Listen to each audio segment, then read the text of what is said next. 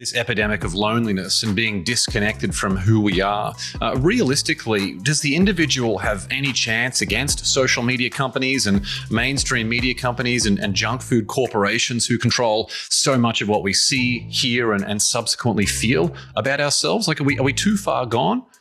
It's a tough problem because it's almost like the culture is against us. The culture is trying to destroy us for the sake of profit, of course, like they design cell phones for kids that are deliberately addict them, and that's a hard one to fight, or the junk foods that you mentioned. But it's possible as long as there's awareness of these problems. As I pointed out in this book, The Myth of Normal, we take these things for granted. We think they're normal, and they are the norm. But in the sense of being healthy or natural, they're not. Unfortunately, when we grow up used to something, we take it for granted.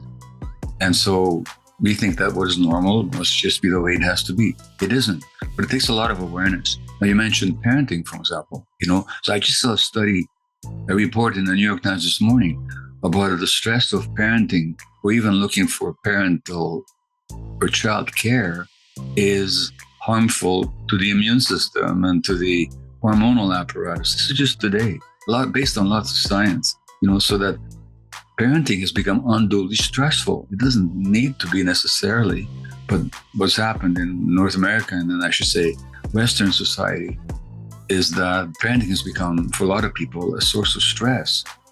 Of course, a source of pleasure and joy, but much more stress than it needs to be.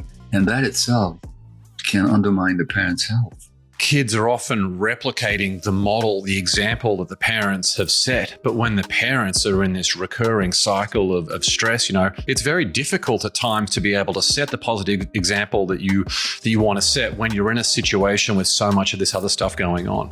Yes. And it's not just an example. It's also, when we're stressed, it's been shown, not because we don't love our kids, we're not trying to do our best, but when we're stressed, we're not able to offer our kids the attuned, emotionally present connection that they actually need for healthy development.